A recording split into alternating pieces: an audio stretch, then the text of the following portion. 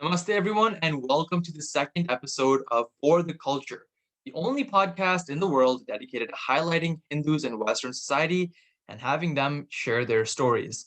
Today, we're joined by Rahul, Roshni, and their father, Raj Koul, and we're going to be talking about the ongoing situation in Jammu and Kashmir, the history behind it, how it affected Pandit families such as the Koul family, and what we can do to help and spread awareness. So without further ado, guys, thank you so much for joining us, and let's get started. So for those of us who don't really know who you guys are, could you just introduce yourself, tell us a little bit about yourself, and we'll start from oldest to youngest. All right. Hi, my name is Raj Koul. I was born in Srinagar, Kashmir, in a village around 20 miles off city of Srinagar, in the Kashmir province. I grew up, did my schooling in the village, and then moved to city and did my college, and finally doing my engineering. I am an IT professional, currently working in the software industry. So that's about me. Yeah. Hi, everyone. My name is Roshni. I'm the older sibling. I just graduated from Loyola University Chicago with a major in anthropology and a minor in biology. And yeah, just living at home with my parents and my brother right now. Okay. Hi, everyone. I'm Rahul. I'm 19 years old. Just finished my freshman year at Vanderbilt University in Nashville, Tennessee. Currently home for the summer and working right now as well. And yeah, thanks for having us. Yeah, of course, dude. It's my pleasure. Okay, so we have a few questions that I've come up with and a few questions that my Instagram following has given to me. They're a bit curious about, what's currently going on in Jammu and Kashmir right now as well. So I'll just feed those to you guys, and we can basically just have a conversation. So to kind of kick things off, the starter question, right? For those of us who don't know or aren't fully educated about what's going on in Jammu and Kashmir, myself included, I don't know most of what's going on. What is a Jammu and Kashmiri Pandit, and what's going on in that region right now? Want to start? Yeah, sure, I can. So just to introduce the Kashmiri Pandits, who we are. We have a calendar. Current calendar is 5095. So you can just go back to the heritage and what we have. So we're called Kashmiri Pandits and our Kashmiri Bhattas. And the name Kashmir comes from the sage named Kashyap Rishi, and that's how the name Kashmir is there. And the name hasn't changed for thousands and thousands of years. This legend behind the valley is that Kashyap Rishi was instrumental in draining out water from this valley, and which ended up being inhabited by the folks who started living on the banks of the river Vitasta. Vitasta is the name of river Jhelum, which is the main river going through the valley of Kashmir. If you look back to the history of Kashmir, Panini, who's considered the father of linguistics, grammar, Sanskrit grammar, was born around 50 to 60 kilometers away from Srinagar. And he's considered father of linguistics. And when we take Indo-European languages, Sanskrit is the foundational language for Indo-European languages. So he lived in that area. Then if you look at the cultural background, the Buddhism was very prominent in Kashmir and all the way to Afghanistan, Northwest Pakistan, which is currently Northwest Pakistan, and Kashmir. And then you take all the way to Tibet and China. The influence of what we call it Mayan Buddhism has gone all the way till to Korea, South Korea, and Japan, and all other places. So from a history standpoint, 5,000 years, and then all the way, of course, to the mainland of India, going towards Bihar and towards the southern part of India. The influence of Kashmir and its heritage has been immense impact to the concept of Bharat or India. So if I have to summarize in one sentence or two sentences, as if you consider India as the cradle of human civilization, Kashmir is the soul of that civilization.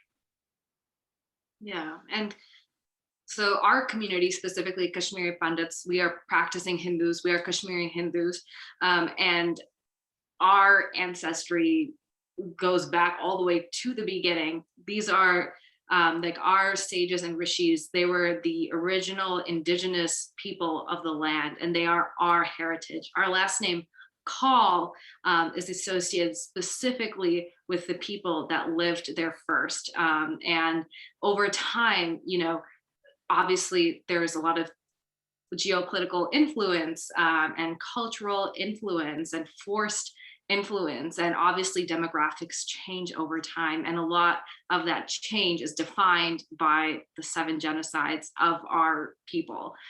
So our community is small now. We've been spread out across the country, across the world. So we're doing all that we can to kind of bring awareness to what happened. But yeah, Kashmiri Pandits are Kashmiri Hindus. Got you. Well, I feel like I learned a lot in in that explanation of what Kashmiri or who Kashmiri Pandits are. I had no clue that it came from the river or the sage Kashyap. Uh, well, I learned a lot already, and we're just a few minutes in. So Roshni, I noticed that you mentioned 7 genocides. Mhm. One genocide is too many. 7 is unthinkable. That's a pretty big number, especially when we're talking about number of genocides. Um, why have there been 7? And like why have they been going on for so long? Why so many? Yeah, it's insane to think about, especially when you hear about current genocides occurring. Like that's already unimaginable, as you said. But Kashmiri Hindus have been ethnically cleansed for 700 years. And it is really hard to wrap your head around a number so large, considering like a human lifetime is what, like 80, 90 years, 700 years of ethnic cleansing of our, and these are just the main ones that can actually be defined as an ethnic cleansing or a genocide. There are killings and mass murders of Kashmiri Hindus occurring constantly over time. These 7 are just, again, like the waves, the biggest waves that you can define, where you're seeing these the numbers are just astronomical. So each wave is defined by a different group of people coming in and basically wanting power of the region. Kashmir is very central to the continent, right? And it currently, the way the borders are, it kind of sits in the center of what is today China, Pakistan, and India. And even before these borders existed, it still sat in a place where trade was really, really influential, where people would come and go and cross over. And if you wanted power, you would think that you would need to have control of Kashmir. And unfortunately, the people that lived there over time were victim to all these changes in power constantly. And they were never really given the right to their own land. And this became more and more apparent over time. So there are actually tons of resources to read about who basically committed each genocide each time, how many people were lost each genocide, really easily accessible. So I really recommend that you go in and read about them. But the one that we're most familiar with is the one that my dad actually experienced, which is the 1990 wave. It's the 7th one. And it's 31 years ago. That is nothing. Like our parents, like your parents were like in their 20, my dad was 20 years old when this happened. So, right. So to think like that's basically at the age that we're all kind of around, and to experience an actual ethnic cleansing of such a large scale at that age in your lifetime, it's traumatizing. I mean, it changes the way you perceive things forever. So, yeah. No, for sure. Yeah, sorry. No, it's just to add to, in terms of from a history standpoint. So there are 2 major references from a written history. And there are 2. One is the Nilmut Purana, which was written in somewhere in 5th century AD, which is considered the cultural history of Kashmir. And then in 14th century, 13th, 14th century AD, Raj Tarangani was another written chronicle. And it is Raj Tarangani means the river of kings. So it has all the political history of Kashmir and all, and it has all the evidence in terms of how the history kind of evolved. And then post 14th, 15th century, there are of course written history, which is available all over the place, where even the folks who were invading the country, they had historians along with them who have recorded the history and ethnic cleansing of Kashmiri Hindus in many waves, as Roshni mentioned, 7 waves. The first one started in 1389. And that was Sikandar, it's called Sikandar Butshikan. And the Butshikan last name is the destroyer of idols. That's what it's, the name itself means. And so that was the first exodus in 1389. And then ongoing, there were exoduses in 1500 and some years, and then 1600s. So it just continued. And the last one was 1990, which is the major wave of R when I was there. That was the 1990 exodus. Yeah. No, that's crazy. So is the 1990s wave still going on right now, or is it over and forgotten about? What's going on with that? Yeah, so 1990. So what happened in 1990 was, I'll describe the evening. What happened when that the mass exodus happened from Kashmir was, we were all like getting ready to go to bed in the evening, and suddenly in our neighborhood, all the roofs kind of started. We have tin roofs in Kashmir. So tin, like the tin roofs. So they that reasonably, from a cost standpoint, they're not that expensive. So what happened is over the course of in our neighborhood, a lot of people went on their rooftops and started kind of, hitting with sticks their roofs. So it created so much resonance and noise around, and on the loudspeakers, a lot of people started screaming, saying, "This is, you need to leave from here, Kashmiri Hindus. This is it. You need to get out from this place, otherwise you're dead tomorrow." And imagine just whole city kind of, resonating and screaming and yelling at the same time. So it was a scary night, and it was 19th January 1990.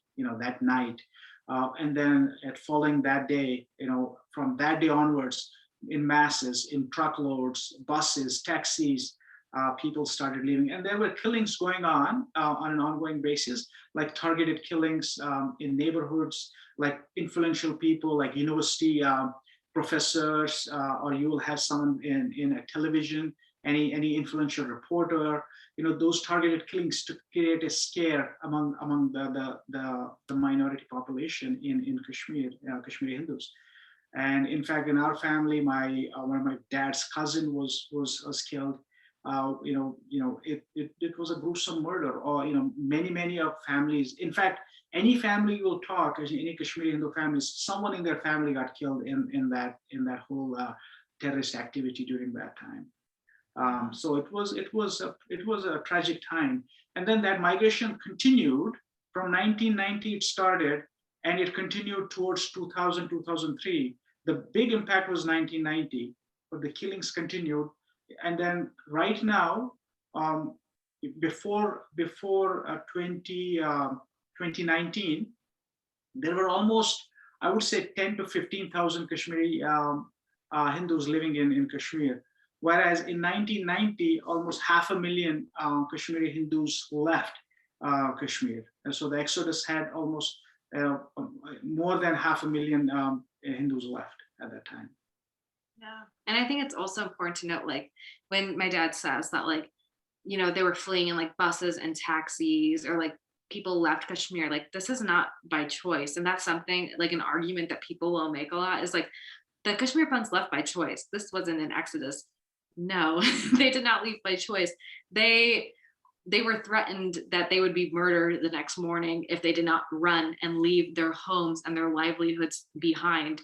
If someone comes knocking on your door and tells you that they're going to murder you in the morning if you don't leave, and they have guns and they have power and they have tons of people, and you're just a simple person who believes in nonviolence, and you're just living your life, you're gonna flee because you need to survive. That's your human instinct. Of course, there are moments where you should fight your battles, but this type of fight is different. The way that Kashmiri Pandits are raised with our value system is like a very it's like a livelihood of nonviolence, and it's something that obviously all Hindus relate to. So at that point, it was just surviving. We have to get out of here, and obviously many people didn't make it, and many people were killed, and like those the effects of all those murders are like still living on today. Like Rahul and I, we are part of an organization. We work for KOA, which is the Kashmiri Overseas Association, and like last year, I believe August 5th 2020, a Kashmiri Pandit was murdered in the valley. His name was Ajay Pandita, and there was like this mass movement across the states that like our organization tried to put together, where we put up signs and try to use social media to raise awareness. So it's a different time now, right, where we can use social media to spread awareness. But like when this exodus was actually happening, when there were these mass killings happening, there was no such thing as social media. There wasn't the internet, and no one really knew what was happening. And again, it's only been 31 years, but for some reason, people think that's enough time to forget about it. So it's really, really sad. Right. That's Yeah. so that's quite a heavy load of information to take in. So basically, for the past 700 years, since the 1300s, Mhm. Hindus have been persecuted in a region which they were the native population, right? They weren't the colonizers; they were the indigenous population. That's absolutely heartbreaking. Um, and you know what? I'll post links to KOA Youth or any other resources that you have in the description once I put this up on YouTube or Yeah. Instagram. But I just want to say, like right now, thanks, Uncle and Roshni, for sharing those experiences. So obviously, Uncle, you underwent the exodus firsthand. You were actually forced to leave, right? Whereas Roshni and Rahul, uh, you guys have been affected by this exodus in a more second generation kind of lens. So can you guys touch on how the exodus has affected you, even though you weren't directly involved in it? Yeah. So I can start for this. So I think the main thing that for Roshi and I is it's kind of made us value our culture, like the food, the music a lot more. There's a mass generation of KP youth that have not been able to, go back to Kashmir. And this has kind of resulted in like a disconnect from our heritage and our culture. So I just think, overall, this, just really made us value our culture and, try to preserve it more. And which is why Roshi and I try to get involved with,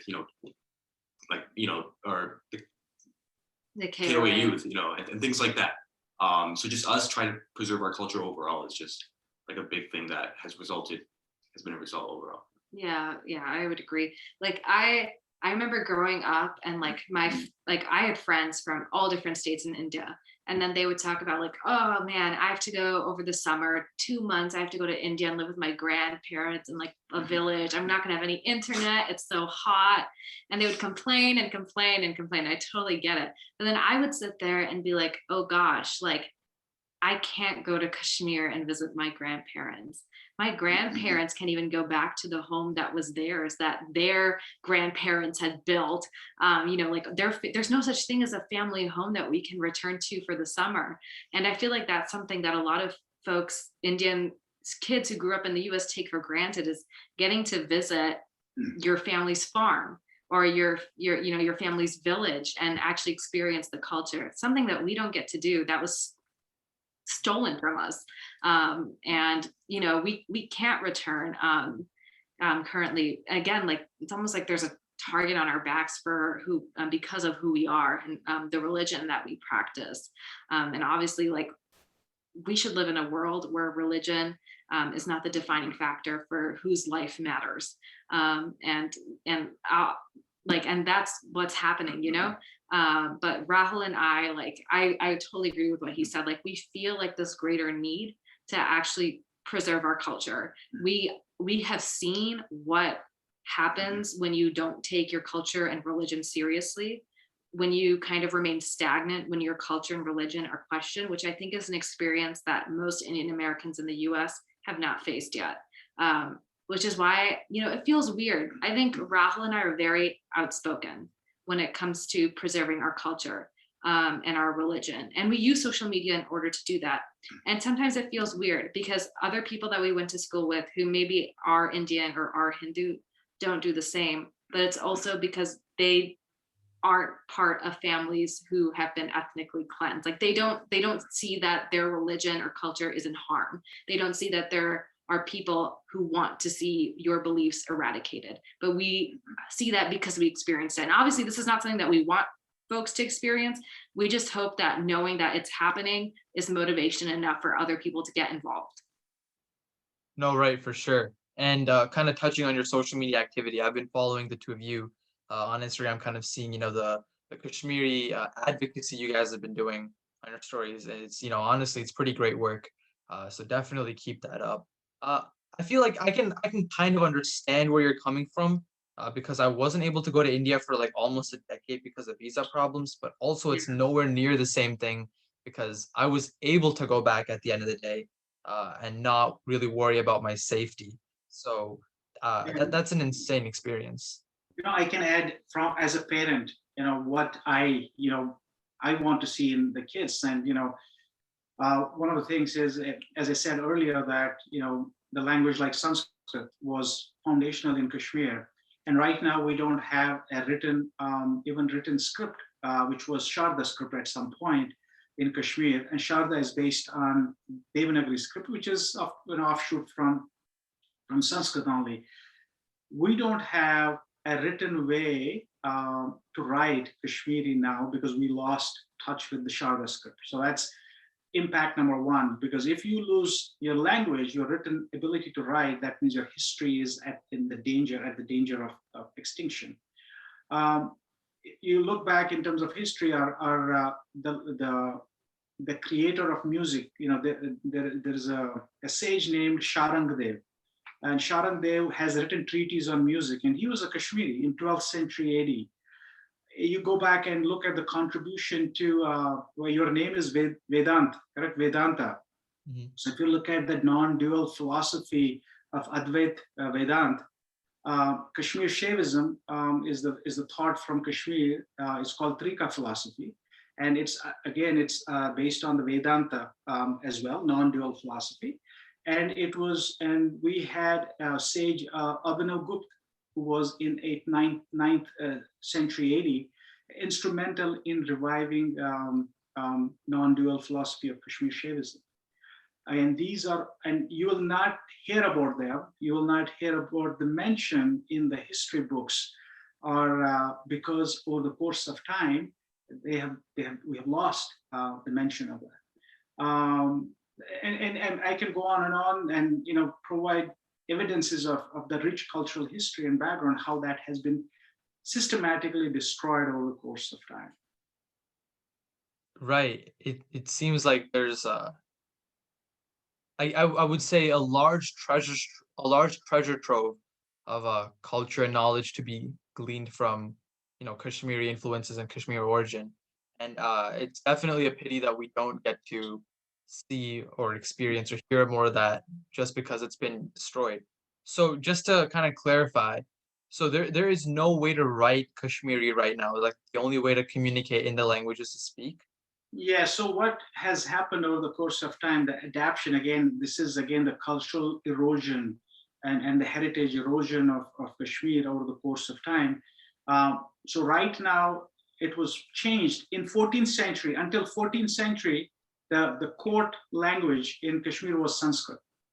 And over the course of time, when there were invaders and they brought their own language, and ultimately now Kashmiri is written in Urdu as Roman English. Like you can write English, you can write Hindi in English, kind of.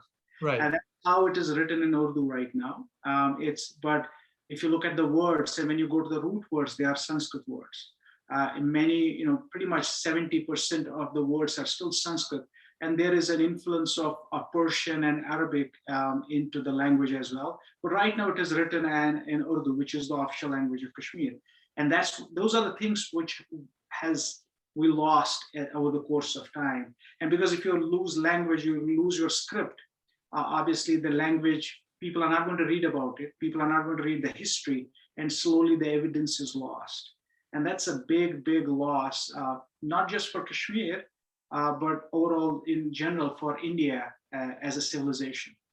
Yeah, and it's very purposeful. Like I was an anthropology major in college, and I studied linguistics, and cultural shifts, they can be accidental, and they just naturally happen. But in this case, this is a purposeful shift in language where you're using politics to define what an official language of an area is.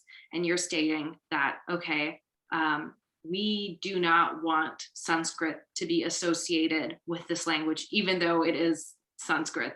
So what we are going to do is, okay, we've invaded this region, and now we are going to kind of put on what we use in our script, and we're going to force this language to match this script, which is how my dad was explaining. Like it's kind of like, it's like when you Hindi, but like for those who don't speak Hindi, like if you've ever taken a Spanish class, and how you kind of like write Spanish using like English lettering, and sometimes it's the same and sometimes it's a little different. It's kind of like that, like you're just taking a language and like forcing it into something that you want it to be recognized as. So now Kashmiri as a language, Kush, or it appears as Urdu, but the actual words are Sanskrit. And that is a very powerful shift, because if someone comes in and looks at a script written in Urdu using Urdu letters, they're not going to understand the actual meaning of the words and how the root words are derived from Sanskrit. So it's actually kind of scary how language can be manipulated to change your perception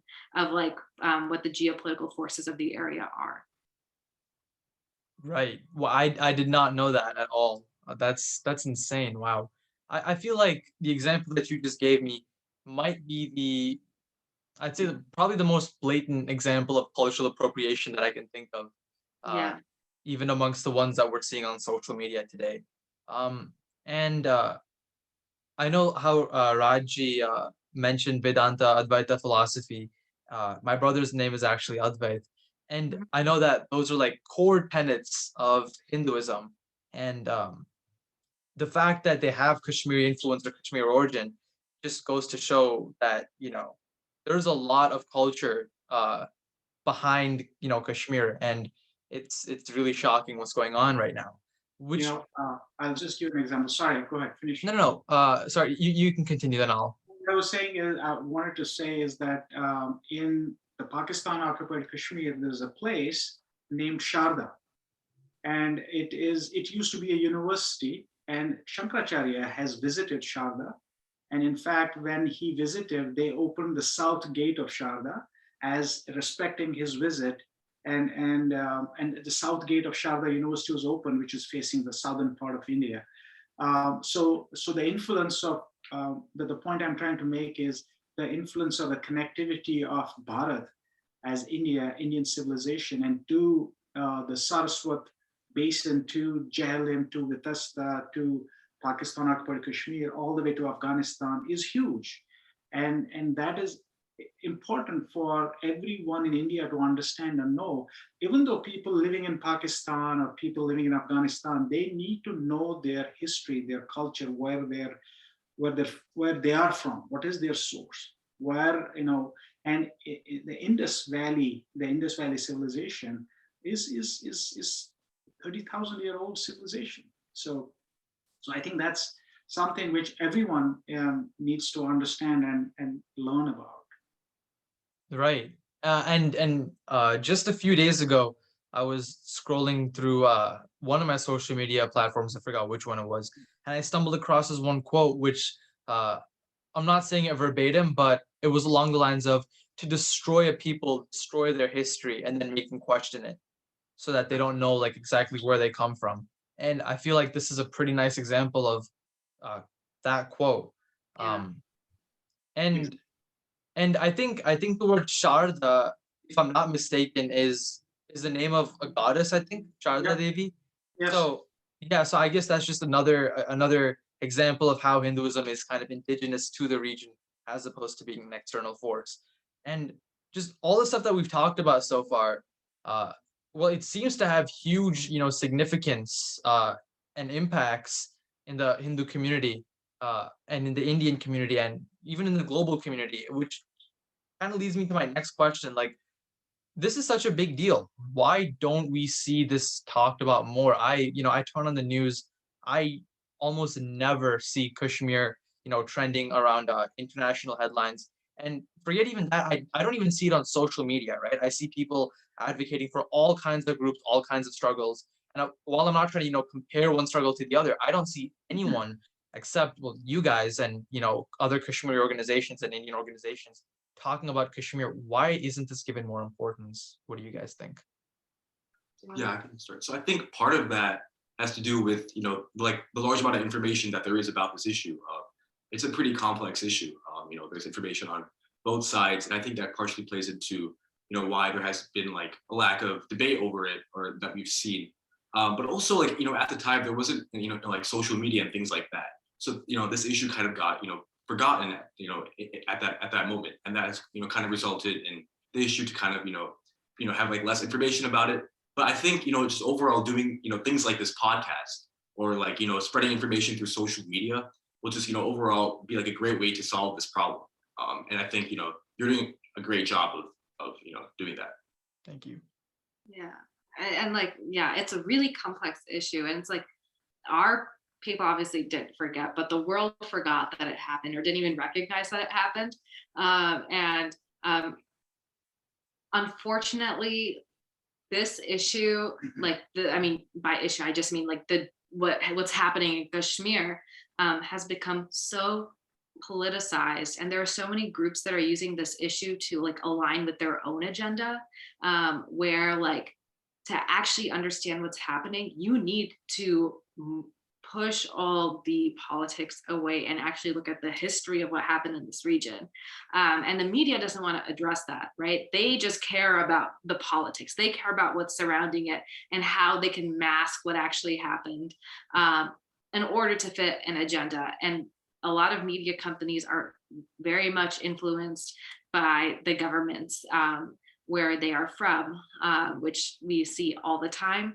Honestly, you can't really trust a lot of mass media, and they don't speak about it because the truth doesn't align with the message that they're trying to spread across. And that's really, really unfortunate that an ethnic cleansing is something that they're not going to speak out about just because it may be the specifics of the ethnic cleansing go against an agenda that they want to put forward.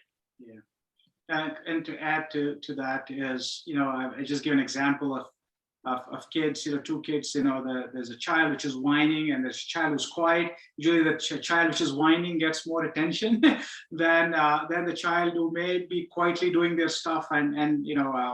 So the agenda is the key and the politics is the key. So in this case, there are countries like China, Pakistan, India, and Kashmir is in the center of that whole region. So geopolitical situation is tense in that space.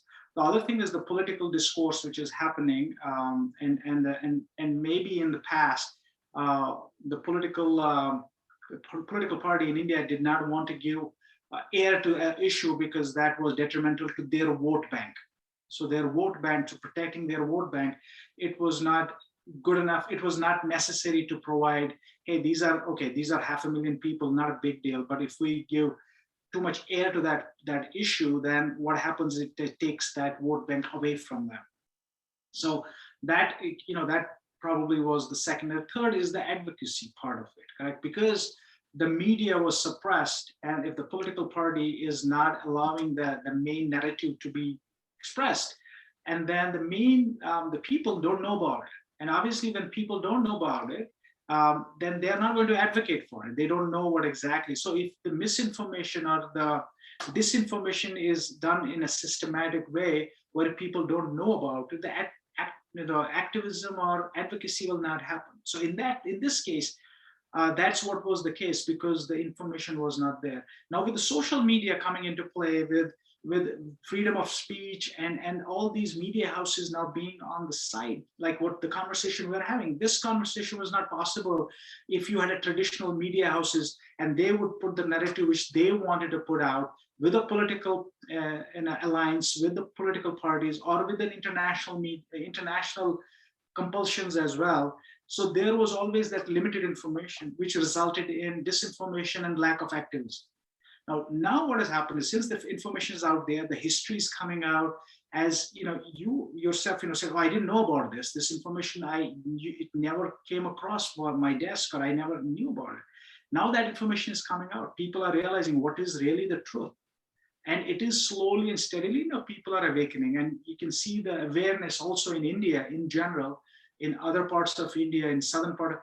And I had many instances when I was studying in the other part of India, and it had happened in Kashmir, people in India did not know about it. Wow. Forget about in US, forget about the other countries. Even in other states, which were like 300 kilometers, 500 kilometers away from where it was happening, did not know about it. And it was systematically suppressed, unfortunately, just to keep that narrative, political narrative in place.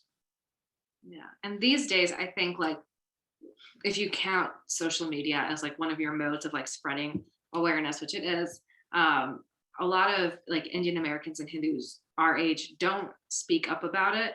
And I think part of the problem, to blatantly put it, is I think they perceive speaking up about the ethnic cleansing of Kashmiri Pandits or Hindus to be Islamophobic, which is completely false.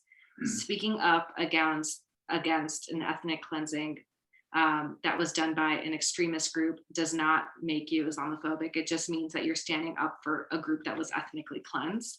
And I think that's a distinction that people get a little afraid of, especially with cancel culture these days.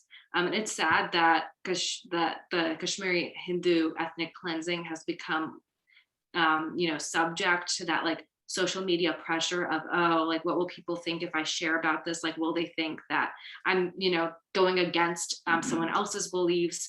But it shouldn't be that way. You are just spreading awareness and standing up for something that actually happened and harmed many, many people. And that's what matters. This is human life. We should just care so deeply about one another that if an ethnic cleansing occurred against a group of people because of their beliefs, in this case, being Hindu, you should not be afraid to speak up against it. And yeah, just going off of that, I feel like, it's like the least we can do. Like, my father, like our family has been through so much pain, and, just spreading this information through social media and doing, what's right it's important for us to do that. And there's many people my age who don't partake in that because they're worried about, the controversies with social media on this issue. But I really think it's important to be selfless and, to really kind of advocate for this issue because it's a real thing. It actually happened, and it's important to bring awareness. Right. Yeah. You can't just. Yeah. And in this age we're living in democracies around the world, correct? And free speech it should be respected.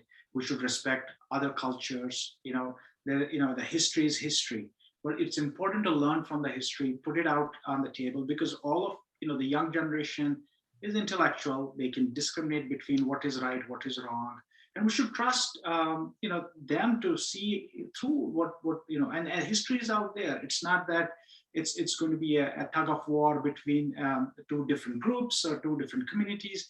Absolutely not. I think it's important that we acknowledge what is wrong, and as a society, as a world society, we kind of take action to at least try to undo what was wrong and what is not right. And I think that's important. Yeah. And like, I think it's really important that when you're trying to learn about a conflict for the first time or something that happened, is like you are very careful about your sources.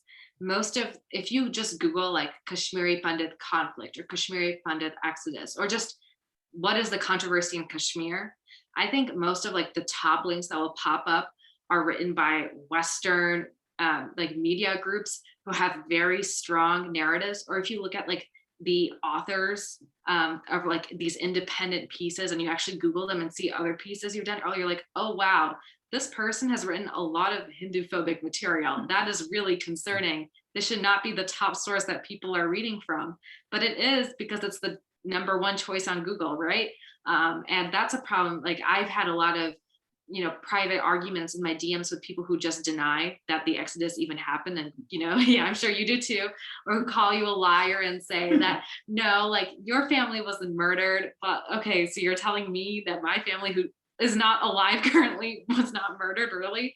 And they're just going off of, they're like, oh no, this article that was written by this white person who's never even stepped foot in India and has no connection to Kashmir at all, they said this, so I'm actually going to believe them, rather than you, whose father experienced the actual Exodus. And that's really annoying. To be straightforward, it's really annoying. And I know Rahul and I both have experienced this on and on again, and I don't think people realize like the mental toll it takes on you. And there's a lot of guilt, right? Because Rahul and I didn't experience the Exodus. As he said, like we feel this need to like speak up because it's just not fair. I mean, we think about what our dad actually experienced. Like he lost his family, his livelihood, his home. We didn't lose that. We kind of feel guilty when we have these arguments as we get exhausted by them. Like, we're too tired to keep going and like, keep talking about this over and over and over again. But that mental exhaustion is real. And I think it's important to address, like for folks who are interested in learning more about the Exodus, when you are going to talk to someone who actually experienced the Exodus, or who has family who experienced the Exodus, understand that there's a lot of emotional trauma associated with it. And if you berate them, constantly denying that whatever happened to them and their family occurred, you are a terrible person. To be honest, you just are. Like you are basically telling someone that their pain is not real, and that's something that I think a lot of people don't realize they're doing, but they are doing when they like slide into our DMs and basically tell us that we're wrong. And I think it's and again, we have to always stick to the truth, and that is the reality, and the truth always prevails, and that is the fact, and that's what's happening. And as you go back and you look at the history, and as I said earlier, that there is history. Raj Tarangini is the historical chronicle is one of the only historical chronicles which is authentic source of history, and it's not that it's been verified, and then after that there are many historians who have written about it. So but again, going back to the current now, what next, and how do we make sure the future generations are aware of it? And this is an attempt, wherever we get a forum where we can talk about it, make people aware of our experience or my experience, and kind of let them kind of then do their own research and find out what is the truth. What is the reality about it? Yeah, and like Uncle, like you said, encouraging people to do their own research and use unbiased, accurate sources. So whatever links that you guys can find, like I said before, I'll put that in the description. But yeah, and that just like the stuff that you guys just said made me kind of think that a lot of Hindu literature and a lot of Hindu history has been rewritten by Western influences. Whether I don't know if you guys are aware of the Professor Audrey Trush from Rutgers. Yeah, Yes. you guys have heard of her. Yeah, me too.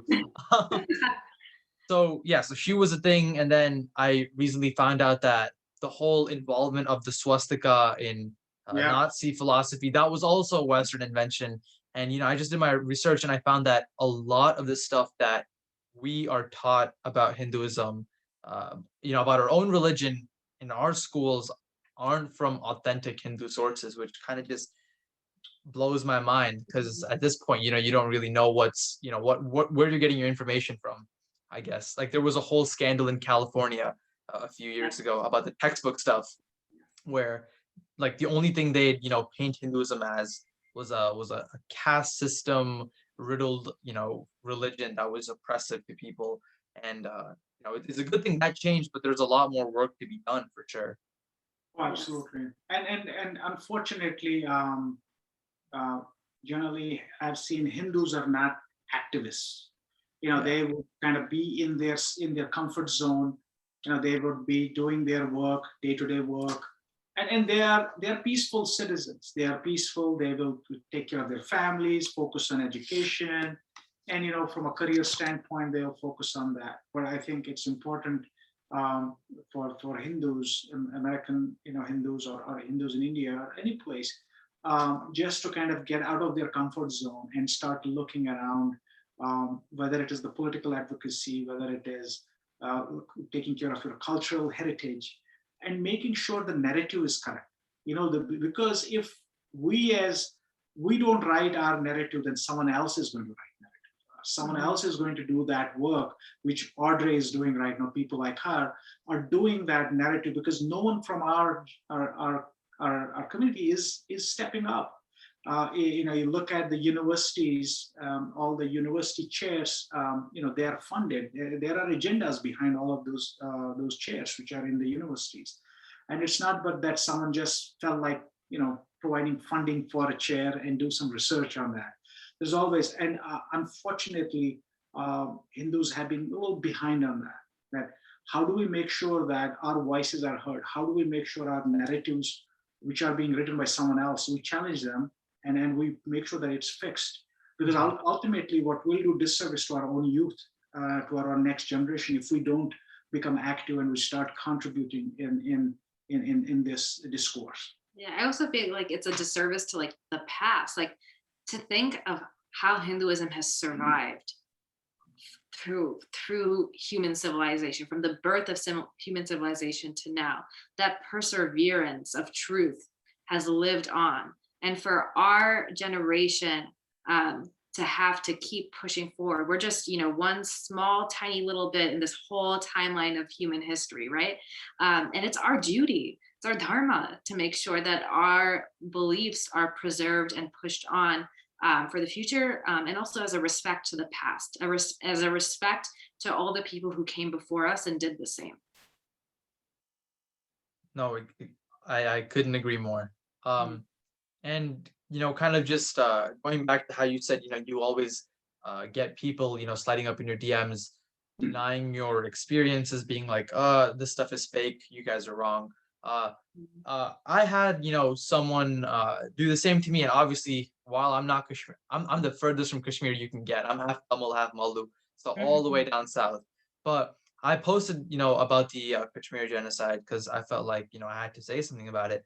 And someone who I know, and I believe Rahul knows this person too, slid up and told me that, quote, wrong had been done on both sides, and that Hindu extremists are partially at fault here. And he also stated that millions of Hindus converted to Islam of their own free will and were not forced. So, thoughts? Yeah, I would highly encourage the individual to read history, to be honest. Read history and what exactly happened. And if you go back to, as I said, 1300 ADs, how the invaders came in, how they kind of, changed, as I said, about the language was Sanskrit, now changed into a different language.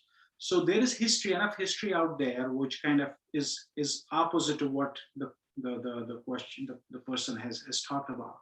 So I would encourage, just go for the truth, find out what exactly happened there. And the fact is that Kashmiri Hindus have been driven out. If there was extremism on our side, then we would not be leaving that place. We'll be there. Our homes have been occupied. We have been driven out of that place. Now, obviously, it's not true. The evidence is here, being us, not being in our homeland. Yeah. So it's silly actually to say that, because we are not living there. We have left. We were 500,000 of us were forcefully were pushed out. So the argument does not hold true. So I would highly encourage them to kind of look and read more and find out more, again, because the narratives are there, because the narratives have been set in a way for the political based on the politics, based on a certain vote bank, I would highly encourage them to go beyond that and then start doing a little more research. Right. Yeah, I mean, like, I'm not fully sure who this person is. Like, maybe I might know. But yeah, I feel like, I mean, this person is basically just denying, facts. Like, we have, anecdotal evidence and, like, straight up, real evidence about, based in history of this event, being real. And this person is basically denying that. So, I highly encourage whoever this person is to, yeah, like my dad was saying, to read more about it, and just overall, just learn about, like, the Exodus overall. Yeah, or even just like if you're reaching out to a Kashmiri Pandit or a Kashmiri Pandit who actually experienced the Exodus, probably should believe them if they actually, like, it's an anecdotal evidence, as Rahul was saying, right? Like, if you are not going to believe the people who actually experienced it, then I have no idea why you think that your opinion in the conflict is going to matter or is correct. So and there's evidence. I'll give you a couple of examples. Okay, there is a place in Kashmir called Batta Mazar. Battas are Kashmiri Battas, Kashmiri Hindus. Mazar is the place where you bury dead, and so the name is Batta Mazar. It is there. The name is there. You go to Martin. There's a sun temple, Martin Sun Temple. There are only two sun temples, major sun temples in India. So one is in Martin, Kashmir. The second one is in Konark. And Martin Sun Temple is destroyed, and it was destroyed by Sikandar Butshikan. That is the same ruler. He destroyed many, many temples in Kashmir. Now, if it was peaceful, then those temples would not have been destroyed. means that the fact is those temples will be still standing, and there will be additional mosques and all that. But you will see the evidence of hundreds and thousands of temples were destroyed, or they were destroyed, and a different structure was built on them. And I can go on and on and on in terms of the evidence that this was a forced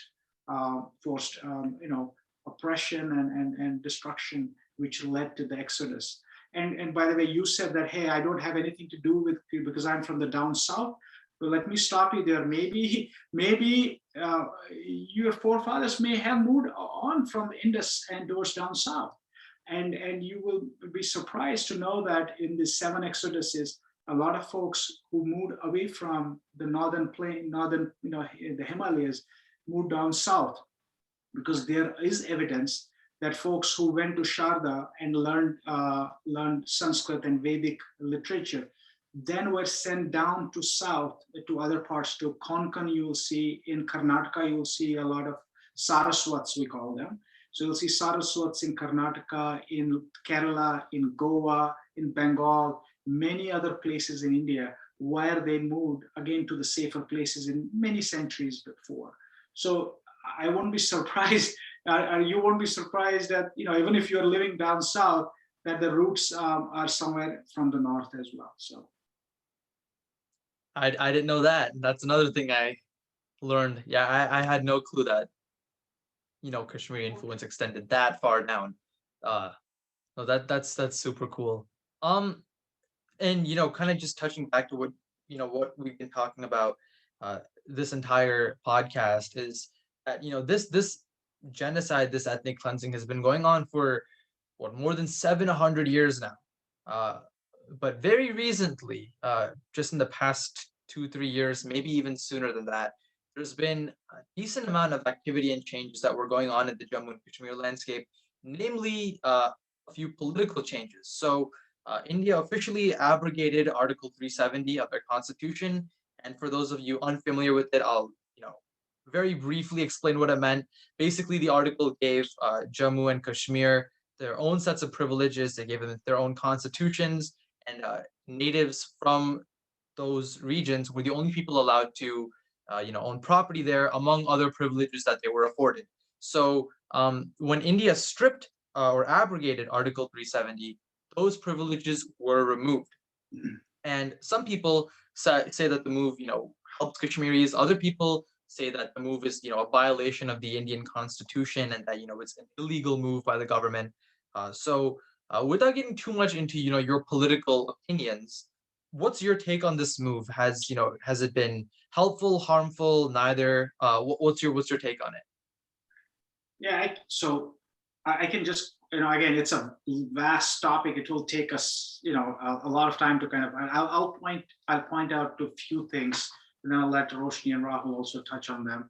But I can tell you that Article 370 and 35A, which is the other part of that article, in when India, gained its independence, and the whole activity happened where the princely states all joined the Union of India, and Kashmir, also acceded at some points. I won't go into the background, but Article this 370 and 35A were kept there to give some protection to the state subjects of Kashmir, so that the guarantee was that if what happened, if other people from other places would come, and like, for example, a business community comes and kind of, because the people in the border areas were poor, so what will happen if they come in and they just buy the land and they do all the stuff what they, and then since it was also sensitive based on the geopolitical situation, and these articles were also in Himachal. You'll see not just in Kashmir. Article 356 was in Himachal, and those other articles in other border areas. So these articles were just to protect the tribal population, the local population, so they don't face hardships. But what happened is, over the course of time, these particular articles, especially in Article 370, became discriminatory. It became discriminatory. It had a reverse effect on the state from an economy standpoint, because what happened is it became a cronyism, a kind of a tool for politicians to take advantage of things. So they will keep control of the state. And also it led to discrimination against women. For example, if a woman married someone outside the state, she lost the citizenship, and rights of hers will be lost as she married someone else.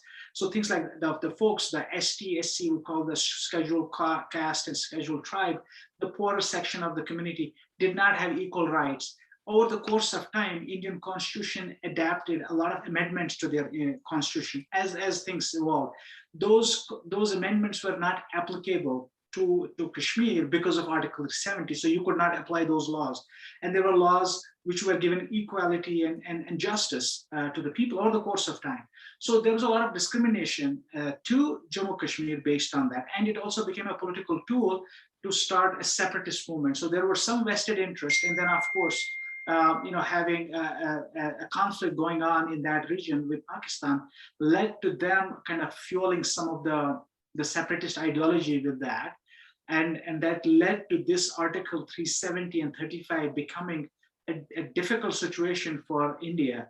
And it also was giving disservice to the local population in terms of businesses coming in, because that businesses could not own property. People, the free flow of people from other parts of India, as the Kashmiri can establish their business in other parts of India. Similarly, other parts of people from other parts of India cannot establish business. So it did not generate employment. So the major employer was the government. And there were no private companies who would come and invest in there, because there were these regulations that you could not own properties and so on and so forth. So that led to, so it was kind of a convoluted effect in terms of youth being disgruntled because they did not have jobs, government not able to provide everyone jobs, and private industry not investing. So it was important for India to take that decision to remove that Article 370. It was required then, but over the course of time, the importance was irrelevant. And to make it equal for free flow of population, free flow of business.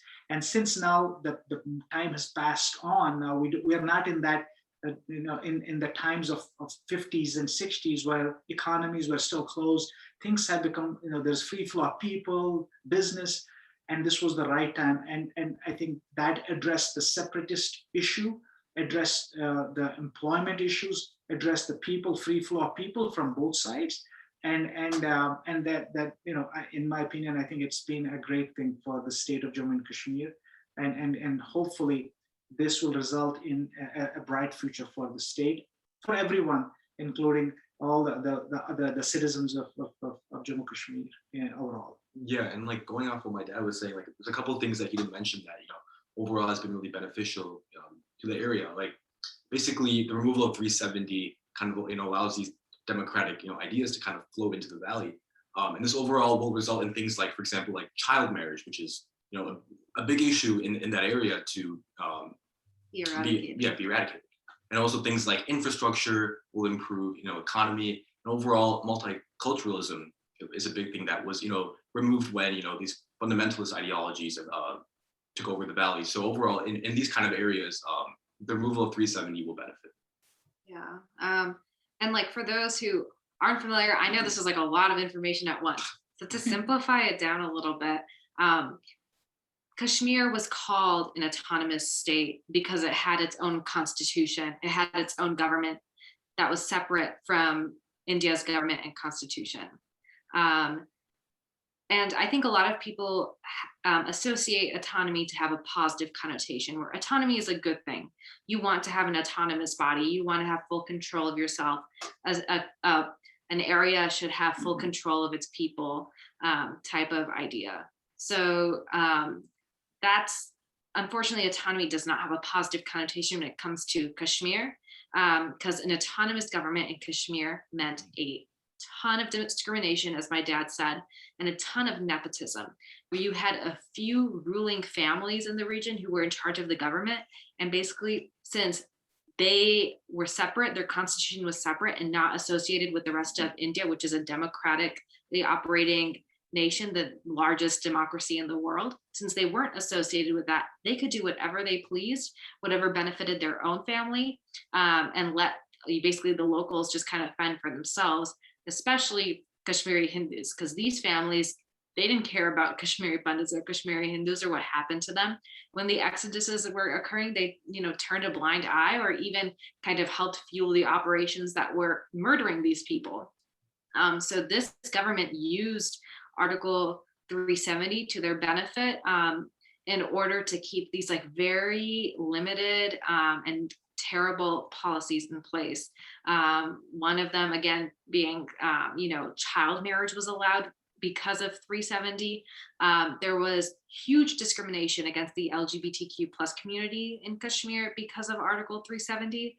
And just the list goes on and on and on. A lot of new healthcare ventures and businesses weren't able to progress because of Article 370. It was just a huge problem. It was basically, it was almost isolating Kashmir to the point where it could not move forward. It was moving backward, especially as the separatist movements came and infiltrated the region. So once you remove Article 370, you may see it as removing the autonomy of Kashmir, but in truth, you're removing the autonomy of these ruling families who've had the ability to control everything about that region, and instead are giving power back to the people, back to a democratic nation who can then enforce, different laws and amendments that are up to date and current with the way that social movements have progressed today in the world, which is really, really important. It would suck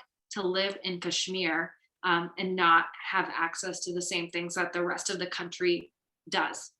So now with the removal of 370, I believe that there has been an actual studied decrease in the amount of terrorism and, separatist agenda in the region. And an increase in productivity and commerce. And hopefully, as an anthropologist, again, I'm really interested in globalization and seeing the free flow of people and ideas and exchange of ideas and culture. And that was limited in Kashmir. And I think that also is what contributed to the lack of information about what happened to Kashmiri Pandits, is there was not that free flow of ideas because of Article 370.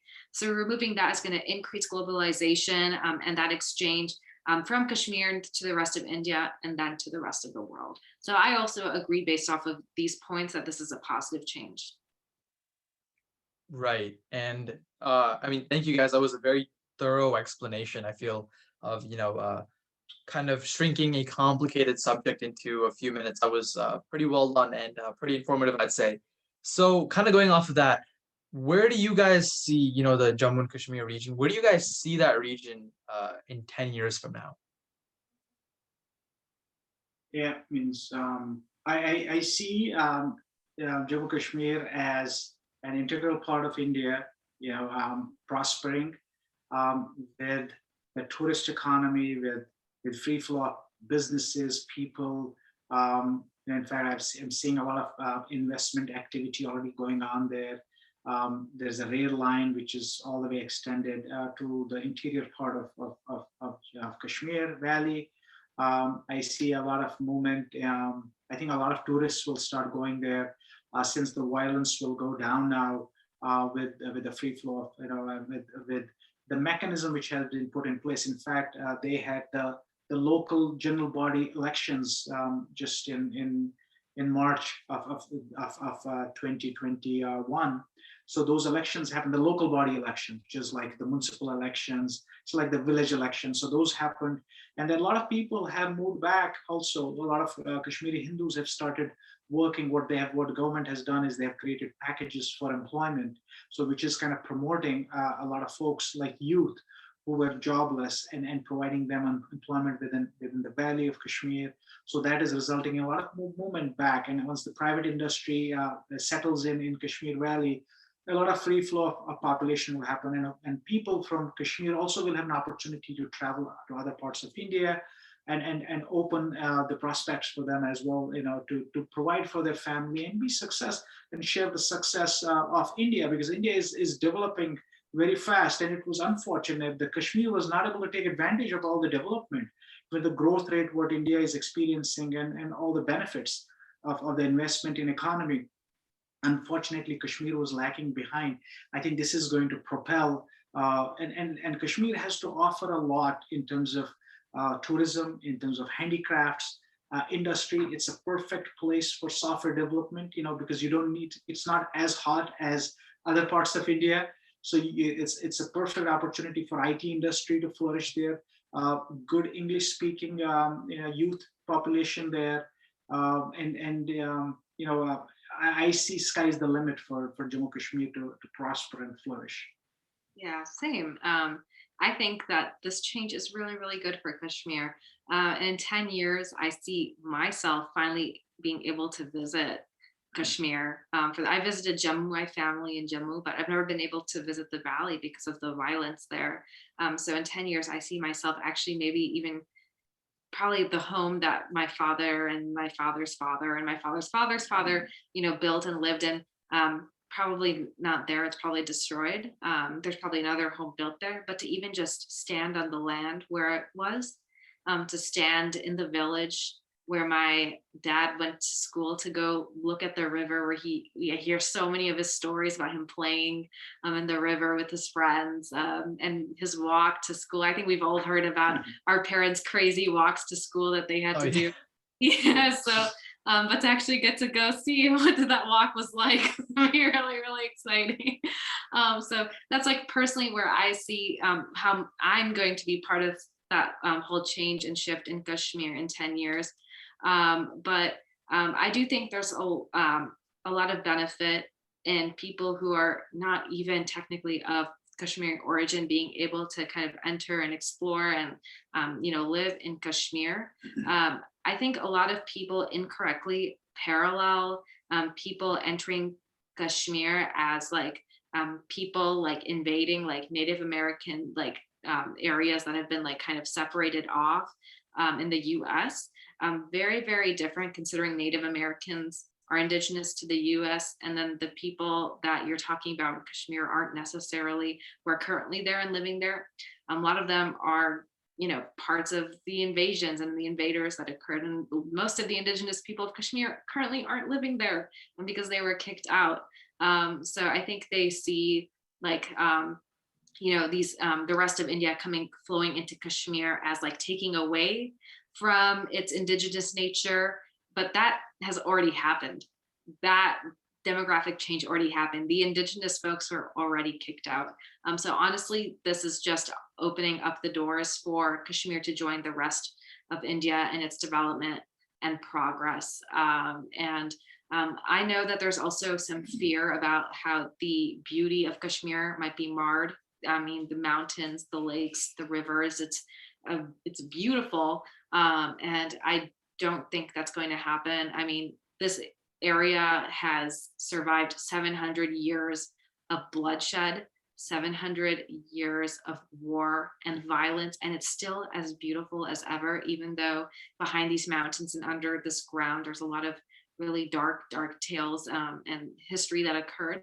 And honestly, whatever's happening now is a more positive shift. So I don't see that changing. Yeah, and just kind of going off of that, like I feel like tourism, Yeah. like would be like a big part that could help the economy in Kashmir. It's a really beautiful region, and in the next 10 years, I really think the economy can get boosted based on that. Also, it's just really sad that in the past 31 years that my dad has never, not only like my Roshni and I have never been able to go back to Kashmir or go to Kashmir, but my dad in those 31 years has never been able to go back home. So I think in the next 10 years, hopefully that will definitely be possible. And overall, the economy will be, a lot better as well. Yeah. Right. Well, I really hope that happens as well. You guys actually answered the very first question from my Instagram following, which is, have you gone back / been to Kashmir? So that was a perfect segue into the audience questions. So I guess the second question then, I feel like you guys answered this pretty well, but do you feel welcome by India and do you identify as Indian? Oh yeah, of Yes. course, of Yeah. course, absolutely. And I think India being the largest democracy of the world means, and it's an amazing place when you go to the east. How the cultures are, and you go to the north, you go to south, west. So absolutely, being a part of India, we are lucky to have been born. At least I've been lucky to be born there, and lucky to have that heritage and roots from India. Yeah, I'm so proud to be Indian. And it always ticked me off when people would tell me, no, Kashmir is not part of India. You're not Indian. Blah, blah, blah. No. I am Indian, and I'm very, very proud to be Indian because India, in my opinion, maybe a little biased, has the most beautiful culture in this world. So Yeah, I completely agree. yeah. Well, I feel like you guys answered that question pretty well. And then our last two audience questions are rather similar to each other. One of them is, what do you think is a solution to the ongoing ethnic and religious cleansing of Hindus? So I'll let you guys answer that one, even though a solution might not be, as simple as it sounds, and then I'll move on to the next one. Yeah, I think just encouraging. I think the first thing is obviously stopping the violence. The bad guys need to be, of course, that there has to be a program around that, so we reduce the violence. The second thing is the free flow of people, so that people can practice their faith, openly practice they should feel safe about it. And I think that will encourage a lot of folks to come back and start settling. As I said, that a lot of folks have already started going back, settling down. They're working there. A lot of folks have, because the violence level has gone down and targeted violence has stopped. So a lot of people have started going back. So things are looking on the positive side, and more that happens. Yes, it's going to take time. Obviously, time is the healer. So it may be, it may not happen fast, but over the course of time, the big change, which has been the Article 317, 35A, the violence going down, and India being very clear in terms of in terms of the folks who are creating trouble, and sending a very clear message, very decisive message, that it is not acceptable to threat, and violence is not acceptable. So I think that has changed the narrative and the game plan, and slowly and steadily you'll see the tourism flourishing, the people going back and forth, people starting settling down, and vice versa. Everyone, even from the valley, getting opportunities outside India, outside the state of Jammu Kashmir, and working other places as well. Yeah, ditto. Absolutely. And I think in our generation, especially, I think what's going to be really important is the unification of Hindus. You don't have to be a Kashmiri Hindu or Kashmiri Pandit to care. So I'm really hoping that as we continue to spread awareness, and even if you're not Hindu, honestly, you just have to be human to care, that we'll start to see more unification on this cause, and we'll start to see folks actually, standing up for Kashmiri Hindus. Right. And Roshni, once again, perfect segue into the next and last question that our audience gave us, which is how can Hindu Americans or the Hindu diaspora in general stand with Kashmiri Pandits better? Yeah. First thing is don't look at anything by the account stand with Kashmir. Funny that you say that. First thing, make sure that you're getting your information from the right place.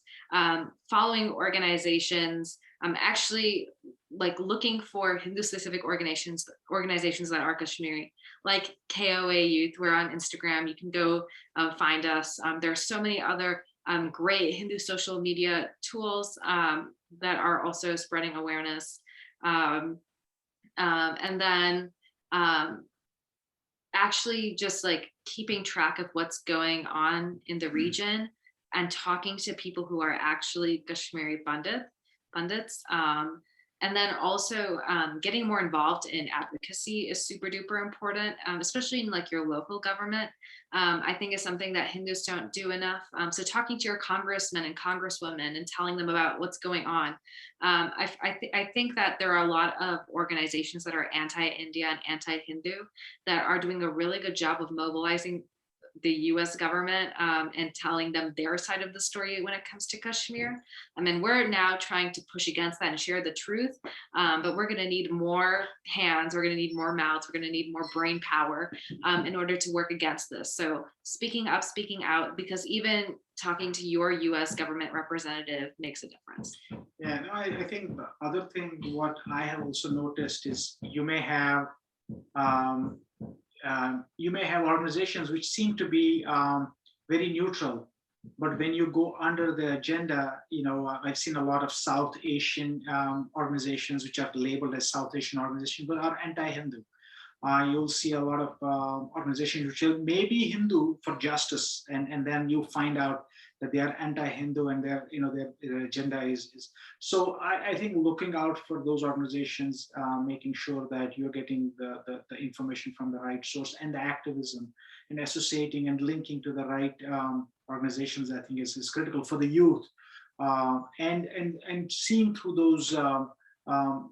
those biased organizations who are there with an agenda, and go deeper into those organizations and see who is funding them and who are the organizers, and you will invariably find answer to those questions and those queries as you do a little bit of deep dive into those organizations, and you'll find that their agenda is, even though their name may be misleading, but their agenda is something else. Yeah, I don't know what organization. I don't want to mention anything because I don't want you to have to cut things out. But if anyone who's watching this or listening to this is not sure about an organization or what their motives are, you can DM me on Instagram. My name Roshni Koul, and I can help you because I do know a lot of organizations that unfortunately mask themselves as those that like spread South Asian awareness or culture or equality, but they really do not. And unfortunately, because our youth, as I said, that even the Hindu American the parents have not been active and are activists, and unfortunately their kids not having that information, when they go to the universities and colleges and they are bombarded with that misinformation, and they start accepting that, oh yeah, that's truth. Oh yeah, this is what the reality is. And I think it's important for the parents also to start questioning and finding the truth in the information. And also the youth, I will appeal the youth to kind of do their research before they jump to a conclusion and they will say, okay, this is wrong and this is right, because there's a hidden agenda and there's a narrative being set by certain organizations. So absolutely doing your due diligence and research is critical. Right. And like how you guys were saying, reaching out, talking to your representatives. My dad actually told me, a few months ago that Chicago and our representatives, our local representatives were, trying to pass a resolution or something of the sort to kind of slam, the CAA and the Indian government for doing these helpful actions towards Kashmir. So, and I had no clue about it until my dad told me about it. So definitely, look And into local politics, because your city might be getting involved in international politics and you might not even know it. Yeah. and there are vested interests, and there are vested interests who are fueling that narrative and that and I think it's important for activism just to kind of call it out, at least provide a position or information about what is the reality from our perspective. Because obviously everyone has freedom to speak their perspective and their ideas, but I think it's important for us as Hindu Americans to provide a perspective, our perspective on our ideas, and showcase that, and with proof and with validity, with background, so that those false narratives can be defeated, because it's important. Right. No, 100% agreed with that. Mhm. So guys, that's all the questions that have, that I've had, or that, my Instagram following has given me. So before I do, the outro, and then wrap up the recording, and then thank you guys personally afterwards, is there anything else that you would like to say before we end the recording? Or Um, I mean, I feel like you guys summed up a lot of stuff in we our summed up a lot. conversation. I think my mm, um, few sentences would be for the Mhm. youth, especially. Yes, our parents, the information was not there. There was an excuse that they did not get the information. Now, for the youth, the information is out there. I think it's important to become active, understand, find information, and youth is much smarter than the adults, because they know where to get the information from. So I urge the youth to kind of start finding information, be active, find out your true, your heritage, and there is a lot out there which we should be proud of. As when it comes to non-dual, we talk about Advait, Vedanta, non-duality, duality, and all different philosophies and thoughts where we come from, our community as Hindu Americans, where it's the freedom of thought, it's the democracy of thought and challenge. Even the Bhagavad Gita is a question answer between Arjuna asking questions and Krishna giving answers. So just go back to that philosophy of our dharma, our righteous, our heritage, and start exploring that, and you'll find out that there is so much wisdom and so much there to learn from, than making sure that we don't get kind of swayed away by the narrative which has been put in by folks who are not actually research scholars, but they are there with an agenda. Yeah. Yes. I think my little piece of information is I echo what my dad said. And then also, if you don't know much about Kashmiri culture, start learning more about it. It's really, really beautiful. And I think you'll start to gauge an understanding of what, we hold dear to us, and what we're fighting for. What are we preserving? Being Kashmiri is more than Rogan Josh, eating Rogan Josh. It's more than the food. It's who we are.